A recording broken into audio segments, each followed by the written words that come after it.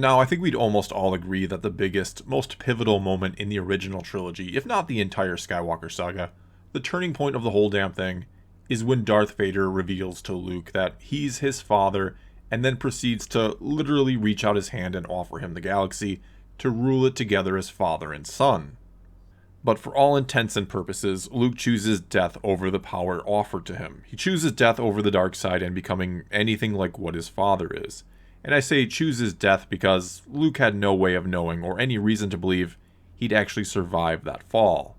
Anyway, I've always felt that moment in The Empire Strikes Back is even bigger than all of that if possible, because I fully believe it's actually that moment, that action taken by Luke, that ultimately saves Anakin Skywalker, or brings him back to the light as we see in The Return of the Jedi. The conflict Luke feels with Vader during that movie is brought about by Luke, again, choosing death over power and the dark side. And so, in more ways than one, Luke really does save his father and bring him back to the light, not just by having faith in him in that final battle, but by having the strength to resist what his father once could not.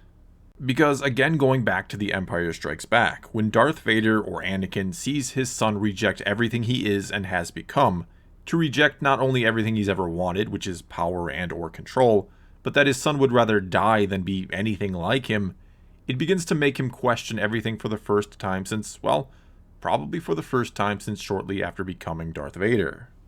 And I'm pleased to say that, so far at least, it seems like the new or third volume of the Darth Vader comic series by Marvel, which picks up right after the events of The Empire Strikes Back, is going to get this right. Because in the first issue, Darth Vader is mad at how weak his son is. He's pissed that Luke has rejected the power he offered, because power has long since become the only thing important to Vader, the only thing that matters to him or that he has left to even live for.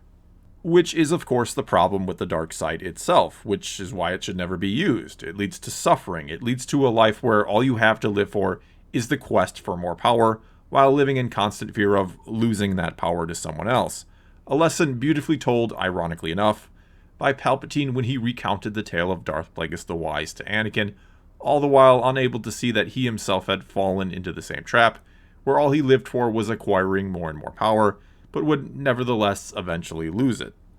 Anyway, in this comic, what seems to start as a quest by Darth Vader to find out who is responsible for making his son weak, or weak in his eyes because Luke is of course actually strong to resist the dark side,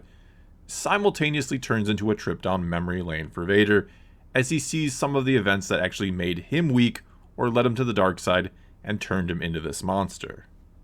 And let me just say now that this issue is brilliantly done, easily one of the best Star Wars comics from Marvel thus far, and after how well the previous volume of Vader was handled, it's really starting to seem like pretty much the only character they can get right, or add meaning to, is Vader.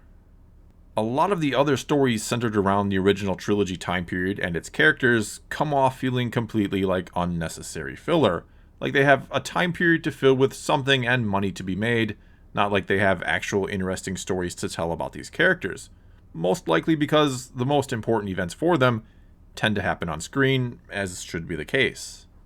But I digress, and Vader starts out his quest, shall we say, at the Lars homestead on Tatooine, where a droid that he programmed to self-destruct should it ever begin to divulge the details of this mission, helps him put together the pieces of what happened, digging up records about how after the death of Cliegg Lars, Owen and Beru inherited the homestead, and shortly thereafter adopted a child named Luke Skywalker, though there's not much more information about him than that. And during Vader's time here, memories surface of him as Anakin, leaving his mother to go off and be a Jedi, and the promise he made to come back to free her, only for him to then have memories about how he failed her, how she was killed by Tuskens, and how he then slaughtered them all in response and was later comforted by Padme, where he once again vows to one day become all-powerful, to be able to save those he loves from dying. We then see him flash back to his encounter with Luke in The Empire Strikes Back, where he offers to rule the galaxy with him, contrasted against him basically saying the same thing to Padme in Revenge of the Sith, that together they can make things the way they want them to be, and of course in both cases Vader gets rejected. And again, this comic does a really great job of showing how Anakin's lust for power, thinking it was his place to save everything and everyone, to control everything, that led to his problems and his eventual fall to the dark side. And though Vader says very little or nothing about any of it, you are given the feeling or impression that the pieces are finally starting to fall in place for him, Just a little bit at least. Next then, Vader goes to Coruscant to the apartment of Padme, where he tells the droid that Padme was the mother, at which point the droid again digs into the records and sees that a Jedi named Anakin Skywalker frequented the place and that the two must have become friendly.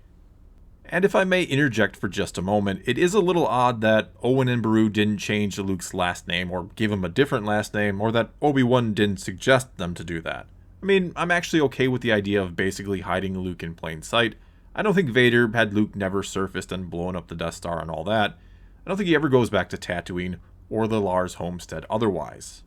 For one, he had no reason to believe Padme had survived and given birth, and for two, there was nothing there for him but memories he wanted buried forever, which again, this comic is basically all about, these memories he'd locked away coming to the surface again.